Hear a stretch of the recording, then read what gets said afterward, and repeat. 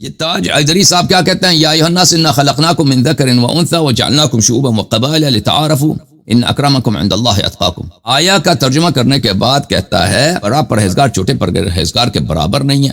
اچھا یہ بات صحیح ہے، اکرمکم عند اللہ اتقاکم، جو زیادہ پرہیزگار ہے اتنا ہی وہ اللہ کے نزدیک زیادہ صاحب کرامت ہے، صاحب اعزاز ہے، ٹھیک ہے نا؟ تو اس کی بات بالکل صحیح ہے، بڑا پرہیزگار چھوٹے پرہیزگار کے برابر نہیں، متقی اتقا مساوی نہیں ہے، متقی اور اتقا مساوی نہیں ہے، یہ بالکل صحیح ہے۔ اسی طرح امام المتقین کے اولاد سادات اور غیر سادات ایک جیسے نہیں، بالکل یہ تفسیر بالرائے۔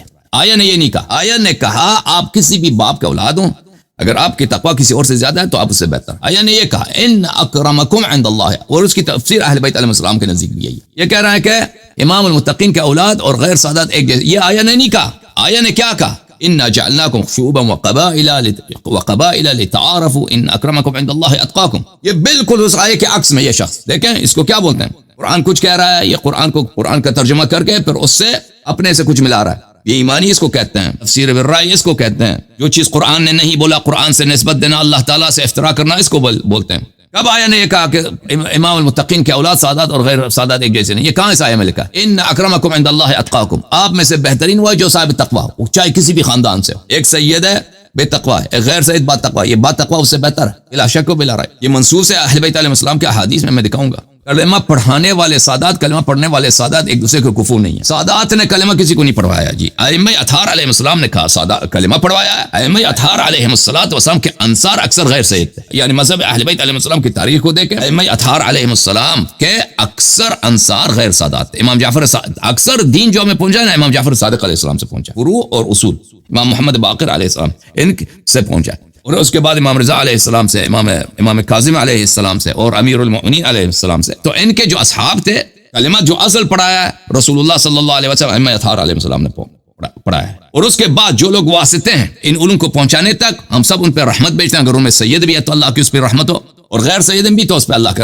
رحمت ہو۔ لیکن جنہوں نے ہمیں دین پہنچایا اکثر وہ غیر سید، ان کی اکثریت قاطعہ غیر سید، چاہے امام جعفر صادق علیہ السلام کے اصحاب ہوں، چاہے ان کے والد صاحب کے اصحاب ہوں، چاہے اور پھر ان کے اصحاب کے اصحاب ہوں، ان کے اکثریت قاطعہ غیر سید۔ تو یہ بات ان کی بالکل غلط ہے، یہ کہنا کہ بلکہ ائمہ طاہرین علیہ السلام کے دور میں اکثر سادات تشیع چھوڑ چکے تھے، وہ تو ہم نے دکھا دیا آپ کے کتب میں۔ امام رضا علیہ السلام کی حدیث ہم نے آپ کو دکھا دیا نا، انہوں نے فرمایا کہ جب سے رسول اللہ صلی اللہ علیہ وسلم کی وفات ہوئی ہے، جو لوگ اجنبی ہیں، عجم ہیں، اللہ تعالیٰ نے ان کو توفیق دی ہے، وہ ہماری اطاعت کرتے ہیں، ہماری اتباع کرتے ہیں، اور جو ہمارے اپنے ہیں ان کو اللہ تعالیٰ نے توفیق نہیں دی ہے، وہ ہمارا انکار کرتے ہیں۔ اور میرے اپنے جو سکے بھائی وہ برادران یوسف کی طرح جو واقفی بن چکے تھے۔ بہرحال اس کے متعلق ہم تو بات کر چکے ہیں، یہ بات ان کی بالکل غلط ہے، جہالت پہ مبنی ہے۔ یہ سمجھتے ہیں کہ اگر وہ سید ہیں، ائمہ اطہار علیہ السلام کے بیٹے ہیں، وہ ان کے بھائی ہیں وغیرہ بھتیجے ہیں، تو حتماً یہ شیعہ رہے ہوں گے۔ اس طرح نہیں ہے، اس طرح نہیں ہے۔ ائمہ طاہرین علیہ السلام کے اکثر جو ان کی جو رشتہ دار تھے، ان کے کزنز تھے، ان کے بھتیجے تھے، ان میں بہت ساری بڑی تعداد تھی جو ان کی امامت کا انکار کرتے تھے۔ اس طرح رسول اللہ صلی اللہ علیہ وسلم کے اپنے خاندان کے لوگ ان کی امامت کا انکار کرتے تھے۔ یہ کوئی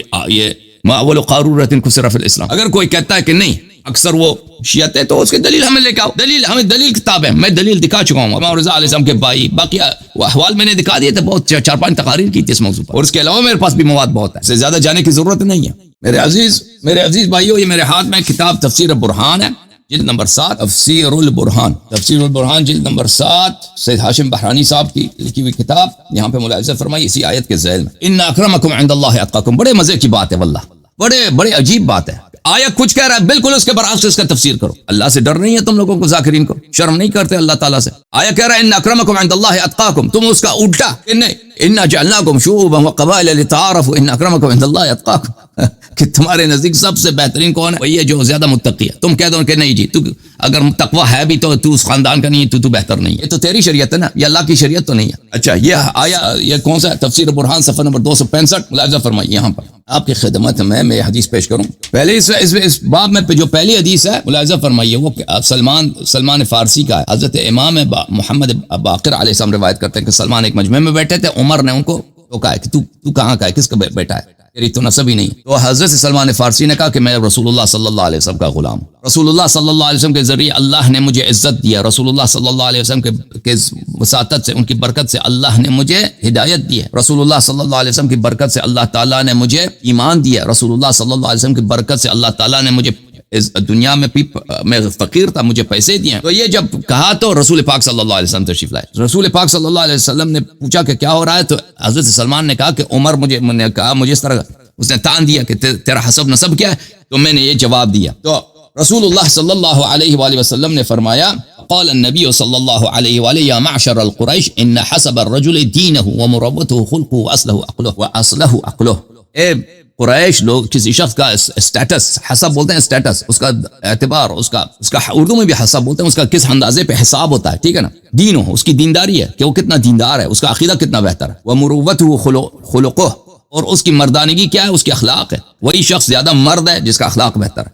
وَأَصْلُهُ عقل، انسان کا جڑ اس کا عقل ہے، انسان کی انسانیت کی اساس اس کا عقل ہے. قال عز وجل، اللہ تعالیٰ نے فرمایا اِنَّا خَلَقْنَاكُم مِّن ذَكَرٍ وَأُنثَىٰ وَجَعَلْنَاكُمْ شُعُوبًا وَقَبَائِلَ لِتَعَارَفُوا إِنَّ أَكْرَمَكُمْ عِندَ اللَّهِ أَتْقَاكُمْ.